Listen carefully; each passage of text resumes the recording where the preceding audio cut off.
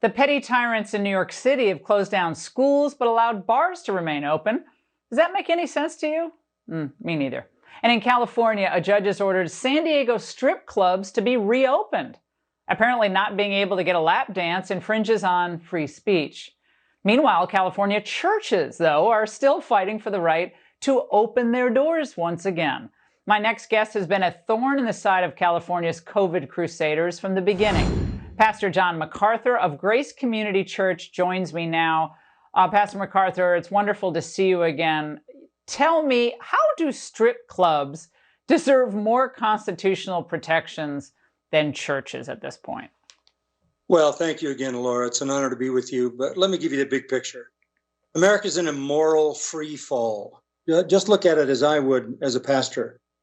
You murder the babies in the womb. If they survive the womb, you try to seduce them into transgender sexual deviation when they're young. If they survive that, you corrupt them with a godless education. If they survive that, you have divorce in the family. And if they grow to be adults, you drown them in a sea of pornography.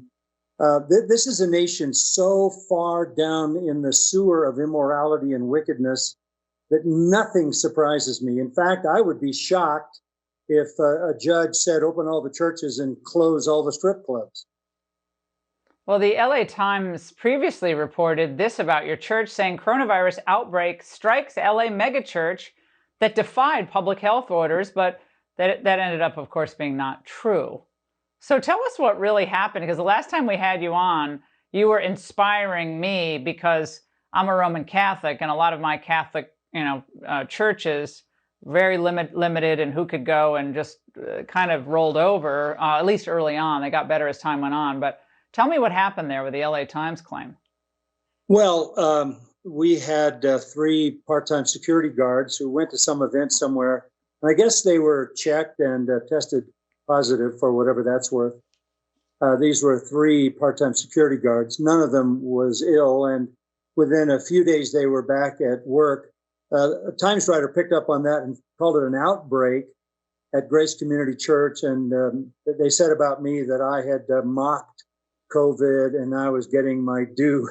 As it turned out, 10 days later, the health department came by the church and said, there's no evidence of any COVID here at all. They sent us a letter and said, you are removed from our website as having had any outbreak at all. So we're talking about 6,000-7,000 people have been in church for months, Sunday after Sunday, no one ill, no one in the hospital, and no one dies. We're like a living illustration of the narrative of COVID being a lie. Well, Pastor, I actually think seeing Gavin Newsom, at that swanky restaurant, with his friends, no masks on, they're all close together. It's more than hypocrisy. That's the easy thing to say. To me, it speaks to he doesn't really believe what he's saying about COVID. I mean, if he thought it was as deadly to him, he's good shape, he's relatively young, and to his young friends, then, is he insane? He's putting them all in mortal danger. So I think it speaks to his not really believing some of what he's saying.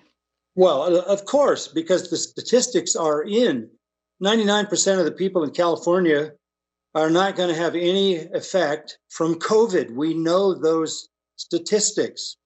So what is going on? A little bit of history, just a quick run through history, all the way back to Julius Caesar, go to Napoleon, come into the modern era, every revolution, including Hitler's revolution and the revolution in Russia, every revolution took place in a time when the powers of the people in authority were enlarged because of a supposed emergency.